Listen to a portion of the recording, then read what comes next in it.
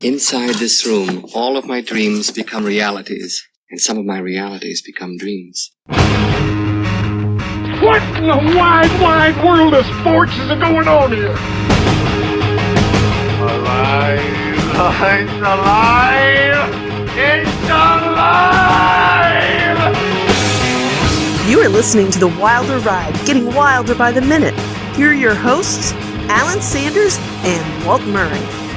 And welcome back to The Wilder Ride, where we are getting wilder by the minute. It's a podcast where we break down and celebrate the films of Gene Wilder 1 minute at a time. And in Season 1, we are looking at the movie Young Frankenstein. I'm your host, I'm Alan Sanders. I am Walt Murray, your co-host. And joining us once again, two guys who should be doing some show prep for tomorrow's live broadcast, but they decided to spend the night. They like the idea of pizza and sleepover, and we are here with BK and Commander Clark from BK on the Air. Welcome back, guys. Thank you. Hello, gentlemen. We'll do show prep probably a minute before the show. Yeah, a minute before the show. And wouldn't this show actually count as show prep? In a way, you're right. It kind of would. You're right. If I can get Alan to do some more sound effects for me, that would be kind of cool. I was going to say, is there any of that pizza left?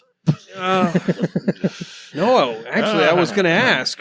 I didn't get any. How did I... Sorry. I think I know where it went. Hashtag BK keeps it classy. Wait a minute. What the? Yeah. BK keeps it classy.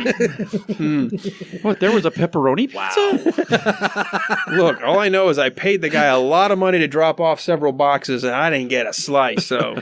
But I appreciate you guys lending me the talents that you guys bring to the air every Saturday and to be with us here on this Wilder Ride. As we begin minute number 65, and this whole week, which has been great having you guys because it's been one continuous scene. We get an entire chunk with you guys together. And today we continue with the Frankenstein's creature stuck on some kind of giant capacitor, showers of sparks and flames going everywhere. He's screaming like a little girl, and eventually it leads from that to a different little girl singing to a flower. So we go from Frankenstein's creature acting like a girl screaming to a girl singing above the well. He's so funny. He reads my mind and not my notes, because my first note on this minute is Peter Boyle's scream is like a girl. That's fine. That's exactly what I it think we're all going to sounds talk like. about that because I like what a great scream Peter Boyle has. Great compared to what? No. If you go and if you pull up this minute and then you pull up the minute when his thumb is lit, it sounds like two different people did screams for you for him. It's almost like this was 80 yard or something, because I'm not sure he was. I mean, I'm sure he was screaming. It's just, it seems like the pitch has been turned up. Yeah. And I read somewhere one of those screams, I think Mel Brooks reused in another movie or something, or it's been reused in other films. They like it so much. The is it the thumb lighting one? Yeah. Could be very well be added to the Wilhelm screams that is almost in every movie where someone screams out. It's a great 2 second just wow! And he's out of there. And you're absolutely right. Everyone should be Johnny Human Torch at this point, because that is a huge fiery explosion and sparks. Human Torch. We've managed to get in a Marvel Comics reference in every minute. I'm trying. I got one coming up, too. So where's our Jaws references? We got to get back to Jaws. I don't know why. We did one earlier with a different guy we had. We certainly talked about needing a bigger boat. And we did it again during the Mad Max minute, too, about needing a bigger boat. Apparently, that's the line we just love to go to. I'll work on that. We do start off at the very beginning with the pyrotechnics finishing up. We hear the high-pitched scream. There is literally fire left on the set inside the glass tube above this big giant capacitor, and it looks like some of whatever visual effect materials that they use to shoot the fiery sparks everywhere, some of it is still burning on the floor. Yeah, it's on the floor. You can see it. I don't know how somebody didn't get hurt. I did not find any information anywhere about whether or not anybody got hurt doing this. I don't know how someone's clothes didn't get set on fire, hair set on fire that we didn't hear about. Yeah, they had to shut production down. Well, Peter Boyle didn't have any hair. Right, yeah. And this was like one of those, what did you say? Peter Boyle didn't have any hair. Yeah, he didn't have any hair. Hey. No, but also, get it right the first time, guys. We can't do this again. Right. Yeah, no kidding. And through the magic of effects and the guys who do these effects and the camera angles and editing and whatnot, they did a good job making this look like our actors were in peril when they actually probably weren't. We saw. Well, it is 1974. Were they? Yeah. They might have been in a little bit of peril. If there was a big problem there, I think it would have made it in either the commentary or the making of, or we would have heard about it in all this research. Remember what we talked about, one of the lightning effects up in the belfry, they actually had a dummy of Peter Boyle. Yeah. And they used an actual arc to create lightning to hit the body. And Gene Wilder was told, we need to step a little further back so that way the closest thing is what will get hit. Wow. 500,000 volt shot of electricity. They knew to use a dummy, though. Yeah, Peter Boyle was like, no. Well, but what if it had gone towards Gene Wilder? Now you've just lost your star. It could have arced off of him. I mean, the hair probably wouldn't have grown back.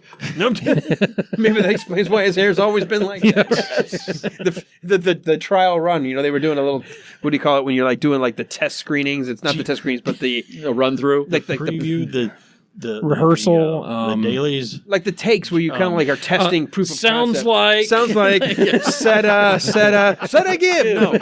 No, when they just do some test shots to see how the effects are going to look. Yeah, test shots. Test shots. That's right. That's the word. There we go. That's what I'm looking for. I'll take it. Yeah, test shots. It's like a set a give. Set a give comes in a shot, doesn't it? Sure. I love when we start these sleepovers so late. Yes. Because it feels like it's first thing in the morning for everyone listening, but for me, it feels like I haven't slept all day. And you've been up since the crack of whatever. Since the butt crack of dawn. Yep. Hey, I didn't know Dawn. Dawn's here. That's so Tony Orlando. Tony Orlando, and yep. Sweethead. No, don't tie a yellow ribbon around that. I don't know where you've been, boy, but I see you won first prize. Yes, I love that.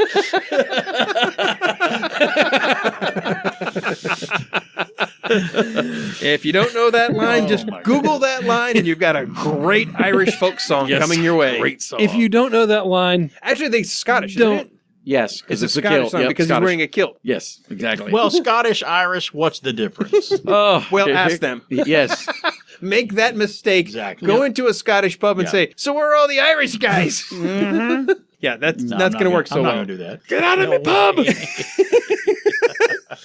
All right. So as the screams wear off, Frankenstein's monster has had it. He is out of there doing the whole arms up, plotting, running, and the entire trio goes after him, leaving Frau Blucher behind to say he is free, he's free, you can't stop him, he's free. And again, as they run out, we see 3 gargoyle heads. We see one behind him. We see one to the left of him as he walks out around that corner, and one on the far right, which again looks like either Alfred Hitchcock or Mel Brooks. I've just started calling them Brooks cocks. Because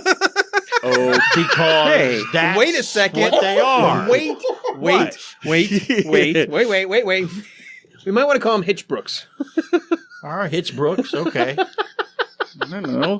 Sounds like a kind of chicken. I put Mel first because it's his movie, so Brooks Cox sounds a little better. I don't. I'm trying to decide if I'm going to have to bleep that because I'm not sure if we're supposed to be showing Mel's cocks on this. But I'm saying that in the reference of Hitchcock. I get it. The last part of the Hitchcock. I get it. No, I got it. We know. We're with you. Cock. I totally 100%. I'm on Brooks. So anyway. Now you've gotten us into a real Hitchcock's Brooks no Cox. one's been able to convince me who those faces are modeled after because they look like either one. They do look a little about like Mel. They do. The way his face and he smiles, but they look like Alfred Hitchcock too. That one especially on the right, like all the others. Right. Not maybe the ones earlier back before he's running out of the door. Yeah, but that one of those right by the door but definitely does. Mel wants to be in the film. Yeah. Right. There is discussion that are those supposed to be him or not. I don't know that it's close enough to how he looked at the time, but there's certainly a caricature looking. He's kind of grown into it because there's all different expressions throughout the castle, depending on which one you happen to see. Much like Benny Hill was always, Michael Caine used to call Benny Hill when he would smile. He said Benny Hill looks like a cherub when he smiles, and that's how Mel kind of looks too in that little carving of that face. So it looks a little bit like Hitchcock too. So I don't know. I'll take them both. Yeah. Well, people have said they see both. Yeah, so why that's not? cool. Either way.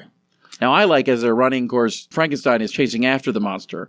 One thing I noticed, you can tell Gene Wilder kind of stops to let Peter Boyle get a little bit further ahead of him. He does. Yeah. It's kind of like Friday the 13th. Yeah, and Jason, so, yeah, let Jason catch up with you. Well, or it's like, something, I don't want to catch him because he's got to run out the door. But my Right. next thought is, what was he going to do if he did catch him? Monster probably would have thrown him off that balcony or whatever you want to call it, top of the stairs. When I was and a kill kid, him. When I was a kid and watched it the first time, I'm thinking, okay, they stopped at the door where it was raining. Obviously, rain hurts Victor or Frederick. Mm-hmm. But they could have caught him. He just did walk out of the sea. Well, that's what he should be. He should be, like why 6 are feet you in front of chasing him. if you're not going to stop him? But we know why he stopped. No, the whole timing of the door being ripped off its hinges, the creature has time to look up at the lightning and yell and growl and scratch at it before he goes running right away. behind him. And he is literally just leaving camera frame when they all come bursting into and the door stop. frame. It's like, where did he go?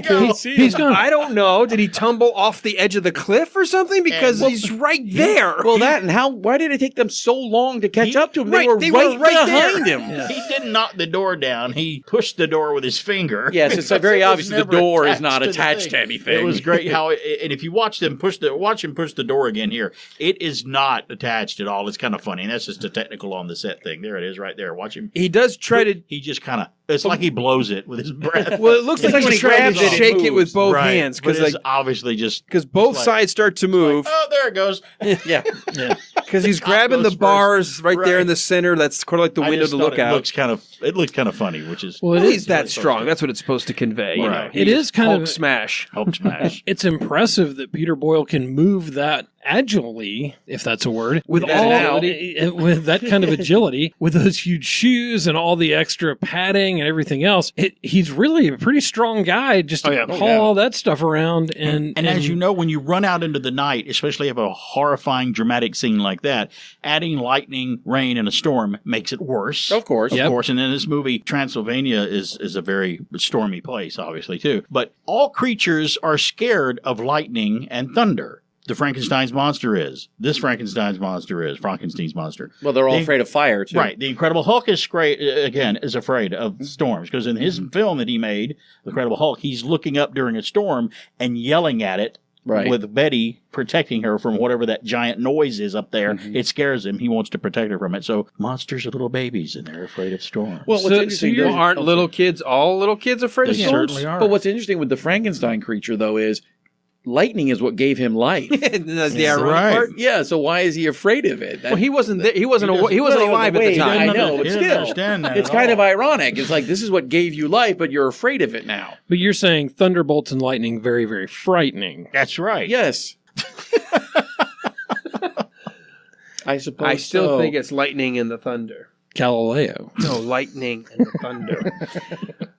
Here are some interesting changes to from the script to the film. According to the script, right after Frau Blucher yells, "Yes, yes, he was my boyfriend," Frau Blucher and the monster have now reached the interior of a secret passageway. Freddy yells, "But Frau Blucher, you don't know what you're doing. You can't set this poor, dumb creature out into the world. He has a rotten brain." This is where he was supposed to say it according to the script. The monster yells at him. Frau Blucher has reached the huge wooden door with a window inset, saying there's nothing wrong with his brain that a little sunlight won't cure. There's a crack of lightning. Freddy yells, "But it's rotten, I tell you, rotten." So there's that line, but again, in a different place. Then Igor says his ixnay on the Ottenray, which again happened much sooner than the script is calling for. Freddy says, "Don't you understand? He must be destroyed." Frau Blucher, "No, don't listen to him. Here," opens the door. "Go, go quickly, go." Monster yells, Frau Blucher, "Yes, go, you're free, free, do you understand?" And Freddy then yells, come back before it's too late." Completely different from the script to how they decided to shoot it Interesting. and put again, it in the edit. Again, I too think talky. yeah, too talky, too much. Now we say there. that now because we're all Well, used yeah, to seeing it the but way still. it is. But still, it sounds like there's too much there. And then what are they doing? Just standing there listening to her? Yes, Watch them it's do way it? too long to have this conversation with the monster. Monologue of And secondly, talk. when he says her name, we have to have the horse whinnying again, and that would have slowed down the pacing of that because it's very if frantic they again. thought of it at that point. Yeah. Yeah, Yeah. you're right. So what we do have here is, and I've got a separate note on this. This is actually a Mel Brooks moment, but it's not a funny moment, when Freddy yells out at the heavens. And we want to talk about this in depth as well, because there is a shift from where we were when he held his mass to bring the dead to life, and he thought he was God, to now staring up to the heavens. What have I done? God in heaven, what have I done? Mel Brooks said one climactic scene was Brooks's tribute to Yiddish theater that he used to attend growing up on New York City's 2nd Avenue. Brooks said, quote, "They always used to end Act 2 with the line, 'What have I done?'" So this was his little throwback to growing up watching plays and being involved in theater, and seeing that the Jewish theaters would have these shows that in the second act would always end with that same line, "What have I done?"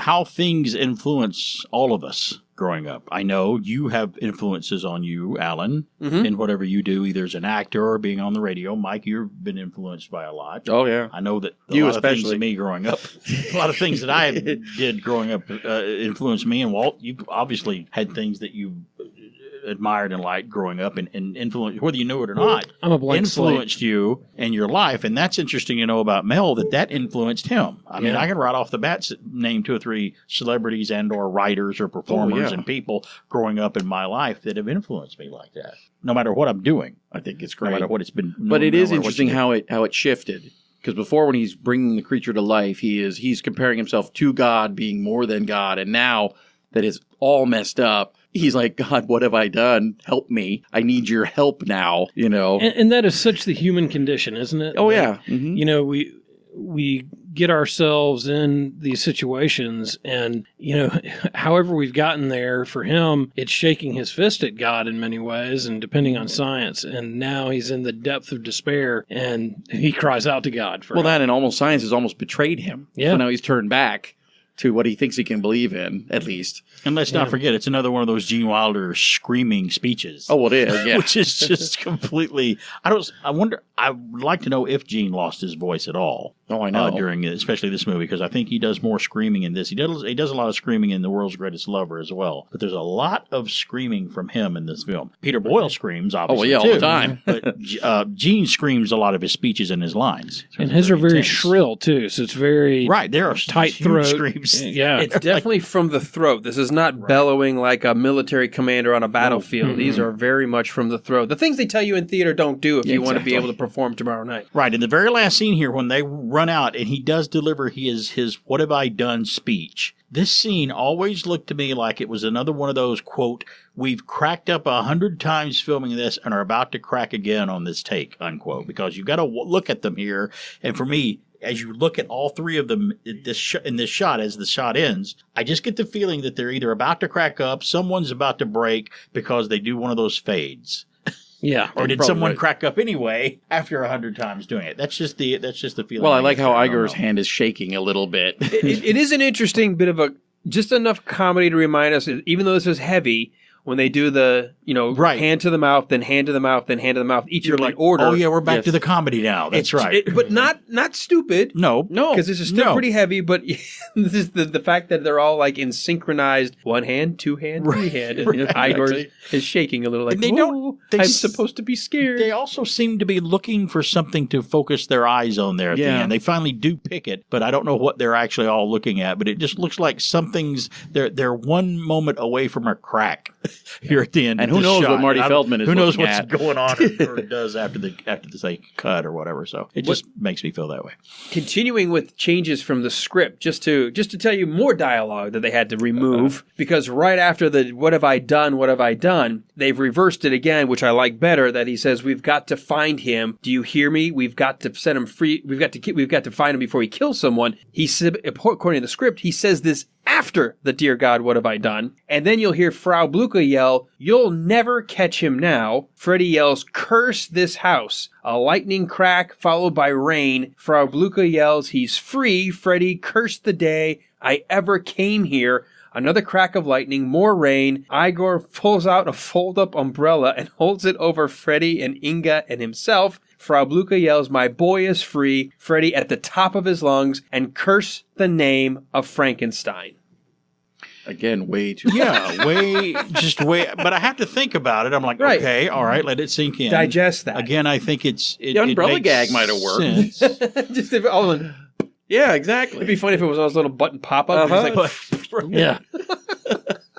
But it wouldn't fit the scene. And Especially not, now that no. we know the film so well. Yeah. Yeah. Right. That's like when people ask me, listen, did you know that Peter Cushing was originally cast as Obi-Wan Kenobi in Star Wars, and Alec Guinness was going to play Grand Moff Tarkin, right? And you're like, well, wow, I could never see that now. But if they did that the first time, Sure. you would have never known any different. And they're two great English actors that they had used. So it's just Monday morning quarterbacking with the script is kind of, But you also see the wisdom in that because both of them played their parts so incredibly well.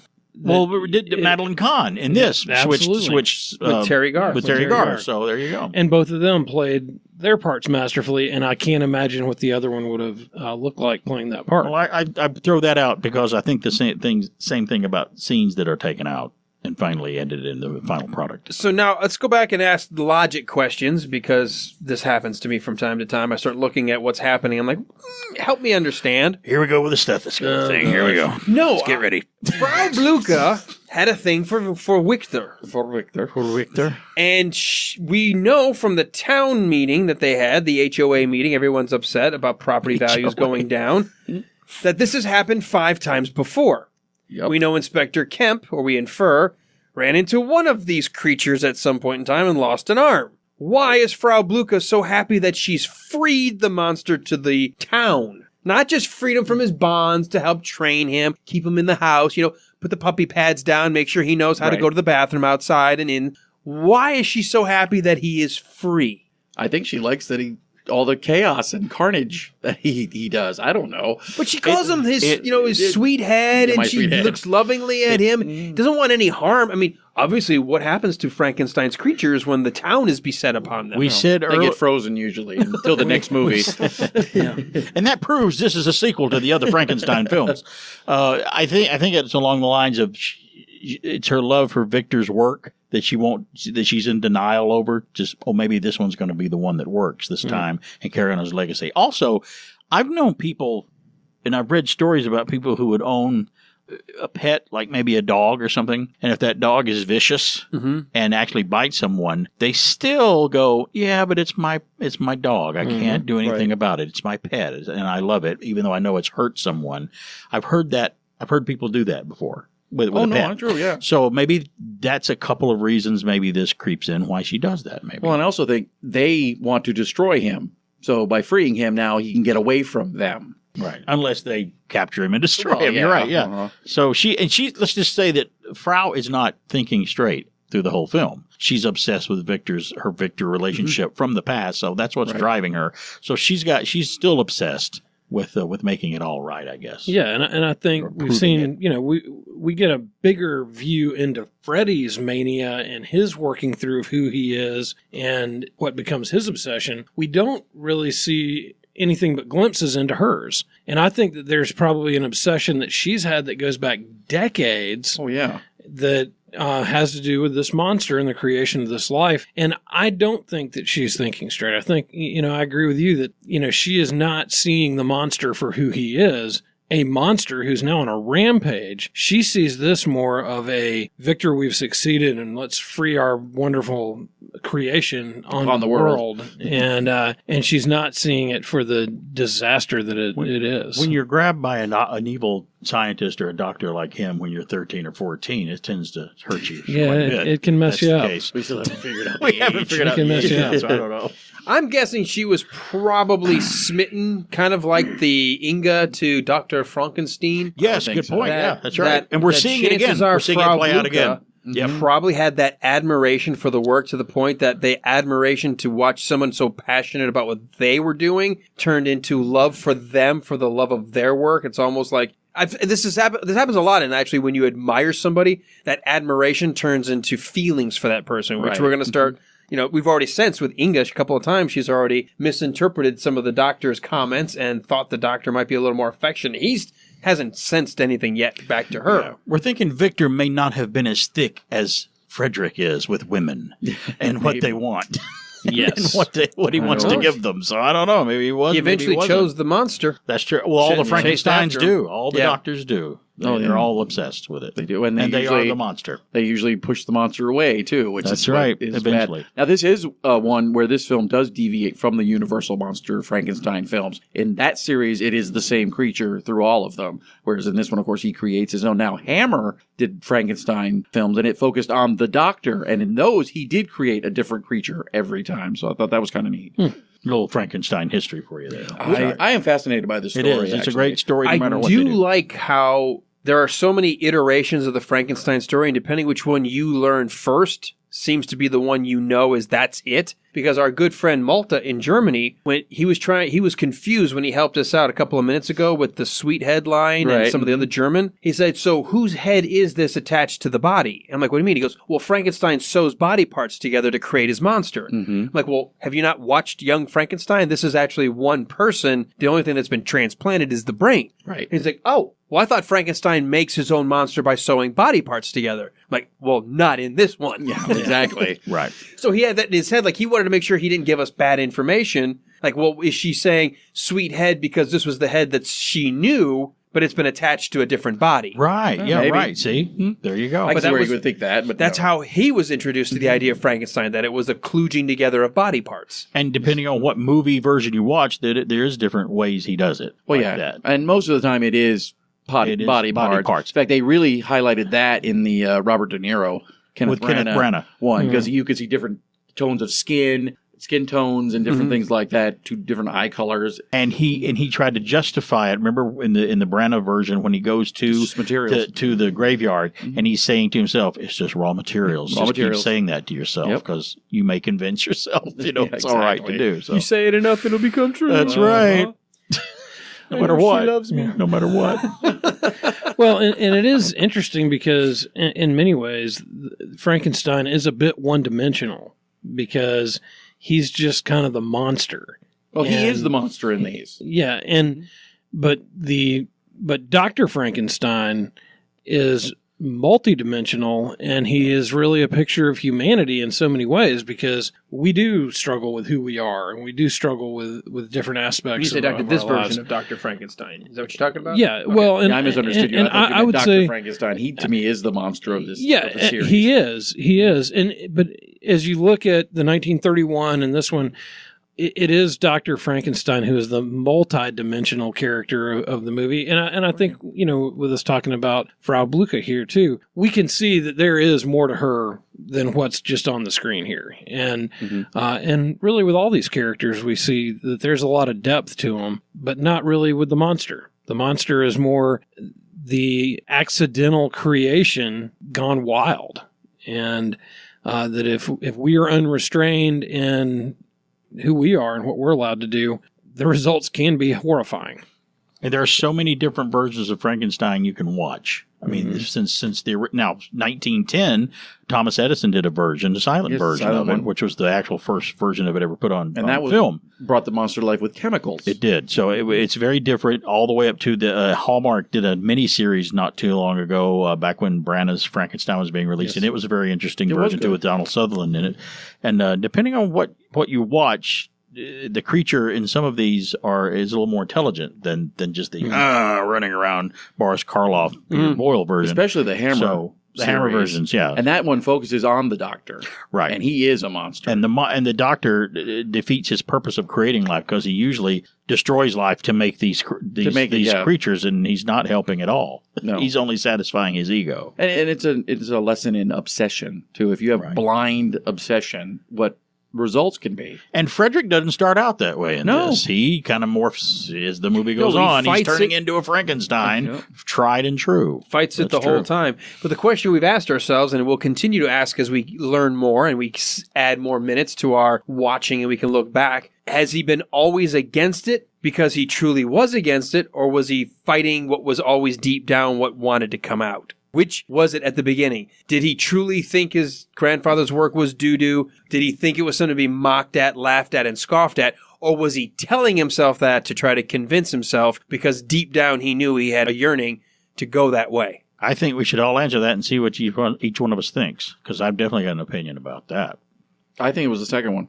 I think he was trying to convince himself that it was doo-doo because he really wanted to do it and explore it. That urge had to be there for him to, even with the violin music hypnotizing him, it still was there. And he just wanted to fight. That's how he was fighting it. Because at the beginning, when the students were asking him the questions and pressing him, and the one guy was telling him, asking the questions, Brady Smurf. He was fighting it, but I think it was fake fighting it. I think he is wanting. It is there. Oh no, it's there, and he's trying to. What is the Shakespeare line? He thinks that I protest too much. Exactly. I think you're protesting it too much here, Doctor. I think you're actually really a Frankenstein. It just takes that little push to push it out of you. Which you are merely Blucher a knows. shadowy reflection of myself. It would nearly take a nudge.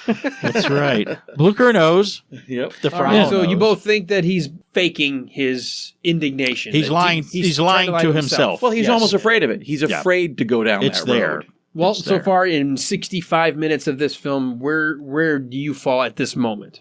Yeah, I don't know about Frau Blucher's science, but I agree. I think this is who he is. And he could fight it. He could run away. But in the end, it is in his DNA. And at the end, he is a Frankenstein. See, I'm going to be the contrarian view then. I'm going to say that he always thought it was doo-doo. He always wanted to be respected. The reason he wanted to find the private library is to try to find all of these ridiculous notes and all these ridiculous notions to publish to the world how stupid it is. And when he finds it, he spends the whole night reading it. And it's not until that moment in time when he realizes, crap, it's not full of doo-doo. It could It work. makes sense. It could work. And because of that manic overnight kind of just that flick of the switch, realizes he's been wrong. That's how I look at it, at least at this moment in the movie. That's what you think. That's what I think. Well, then you'd be wrong, wouldn't you? I the reason I don't do think that, there's any right or wrong answer there. No, It's I all think it's- interpretation. You're right. I just And it's think what what's you think. cool about it is the idea that why did he want to find? Like we asked ourselves that question. Why was he interested in finding the library when he's been telling us all this time, I don't care? I just thought it made sense. If I can disprove, I can at least stop people coming after me. I can say I was the one who righted the family name. It's what Beaufort wanted, the great-grandfather. Yes. He wanted someone to write the family name. Mm-hmm. And he's like, maybe I can do that. If I can prove his work is doo-doo, then I get this. And unfortunately, it turns out it wasn't doo-doo. And he ended up going, oh my God, this could work. So we'll have to wait and see how, if I may change my mind by the end, but that's where I sit right now based on what I see so far. I think an argument could be made either way. It could go either way. You're right. I don't know if I want to follow in these footsteps. What? Footsteps. His grandfather's footsteps. I love that line. I say that all the time all of a sudden. Footsteps, you know? Well, I want right. to give another quick shout out. When the creature runs outside here into the storm and whatnot, we go outside of the castle, and we're outside on one of those magnificent sets again. And kudos to set production designers Dale Hennessy and Robert DeVestel, I think is his name. Yeah, Robert DeVestel on their production design of the set design on this film, because everything looks. I don't think there's one bad set or really bad shot in this movie. Mm-mm. If you look at it as a whole, when they go from inside to outside here, yeah.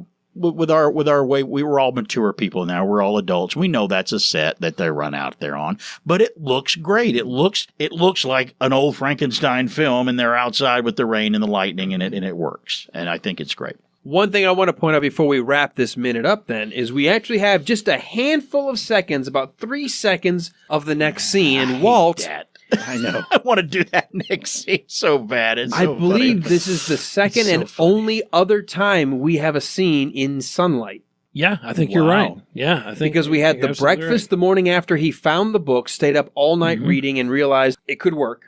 And so he was suddenly really happy and positive. And then we have this second scene where Frankenstein, his creature, is out and about, and there is a girl at a well. Now, we don't know where he is in this scene because of the way it ends, but we've got a girl singing to a flower. My pretty little flower. Well, and I think this is also the first new character in a long time, probably 15 or 20 minutes of the movie. You've been spending after, like, camp? You've been spending a lot of time with the regulars in this. For so Yeah. long in the film. Yeah, The well, regular Kemp was cast. introduced early on, or earlier Yeah, during the on. homeowners meeting. Yep. And but he'd already been established. Yeah. Yeah, So you're right. this may have been the first time. So we know since that She is completely brand new at this point. We have not had her anywhere before. And for those who know the Frankenstein story and know the movie, Right. they're certainly getting an ominous feeling about Yeah. a girl sitting on the edge of a well. kind of go, Oh, what could happen No, here? nothing bad There's could nothing gonna possibly happen here. happen Come here. on. No. Get out of here. Unfortunately, we don't know what's going to happen Comes to a because as screeching she's stop. singing to her pretty little flower, she is throwing the little petals into what looks like a well based on where the camera is shooting up into what looks like, a sunny day. There's some clouds, but it looks pretty much like a sun-filled day. It's certainly not nighttime. It's not raining. And we That storm rolled through pretty quick. It was an overnight. It was a little overnight kind of thunderstorm. That happens. The thunderstorms come and go pretty much on demand in Transylvania. But we're going to have to end it here, minute 65. And we've got a whole weekend to think about all we've learned this week about setting the monster free and who is Frau Blucher and how all of these revelations have finally been at least proven or come to light. And we're going to have to wait to see what happens with this girl, because when we come back on Monday, we will start with the girl sitting at the well, and we will end with the girl saying, well, what shall we throw in now? I don't know what she's talking to. She was talking to the flower the last time we were here. I'm not saying anything. What shall we throw in now? I'm not going to say anything. All right, so we close out this week with the guys from BK on the Air, the BK Radio Show. BK, tell us a little bit about how people can tune in and check out your show, because you guys cover similar topics to what we're doing here with this podcast. Well, thanks for having us. It's been a great week again of podcast on the Wilder Ride. You can hear us, BK on the Air, every Saturday morning from 10 a.m. to noon, because let's face it, there's no more Saturday morning cartoons anymore. You may think there's no reason to get up in the morning on Saturday morning, but there is. Listen to us 10 a.m. till noon Eastern at WBHFradio.org, or you can download the free TuneIn app and hear us there, or just listen to us on the radio, on your on the website, on the streaming. Yep. And listen to a little geek nostalgic schoolhouse rock talk that we like to talk about from growing up in the. We were born in the 60s, grew up in the 70s, graduated in the 80s. So that gives you an idea where we come from. Well, and if you want a free sample, check out the show that's currently posted to SoundCloud. That was last Saturday. Right. You so if you want to get an idea of what it was. That's right. Every Saturday morning, and we're glad to be here and glad to be there. Walt, somebody stumbled across this show. They heard about it. They didn't realize that there were a whole lot of episodes prior to this one. Where can people go to get all caught up on this season 1 of The Wilder Ride? Well, a great place to start would be to stumble on over to our website at thewilderride.com. On there, you can catch up on all of our episodes. Also, you can go to Stitcher, you can go to iHeartRadio, or iTunes. And if you happen to go to iTunes and you like what you're hearing, please take a minute just to give us a 5-star rating, hopefully, and to take a minute to comment so that other folks can find us easily. And if you really enjoy what we're putting on here for you, check out our Patreon page. We've got various levels of support that you might be able to throw our way to just, defray some of the cost, as it were. And we've got some tiers that you can look at to try to decide, what would you like to do, if anything. And we certainly appreciate that. And in the meantime, join our listeners group. We have a lot of discussion going on in there day in and day out. Even if we don't have a new episode over the weekend, people are sharing all their thoughts about Gene Wilder or about movies in general. We're not just limited to Gene Wilder in there. We do like his movies, but hey, if a new movie comes out that's worth talking about, or an old classic, we'll chat about it in there as well. So Walt, until Monday. Blucher. And hey, I love you guys so much. I wrote you a quick song. I was going to say, end it with Would a you song. We'll indulge you. Come with me, and you'll be in a world of rainy Transylvania. Come for a roll in the hay in a world of Frederick's creation. If you want to view the land of Frankenstein, Igor can take you around and view it. Anything you want to, do it. Play the violin, Frau Blucher will prove it. If it fits, put on the Ritz, sing and dance on stage with my creation. I'll take you there, and in time we'll go back if you put the candle back. Put the candle back. That was amazing. There we go. Thank you, fellas. Thank Nicely you very done. much. Thank you. Mixing Willy Wonka with Young Frankenstein is hard to do, but what the heck. You did a good job. That was awesome. That was great. I love all of you. Thank you. like guys love each other. You know what I mean. Cleveland, Can you take your hand off my knee? Yes, sorry. He was here all week.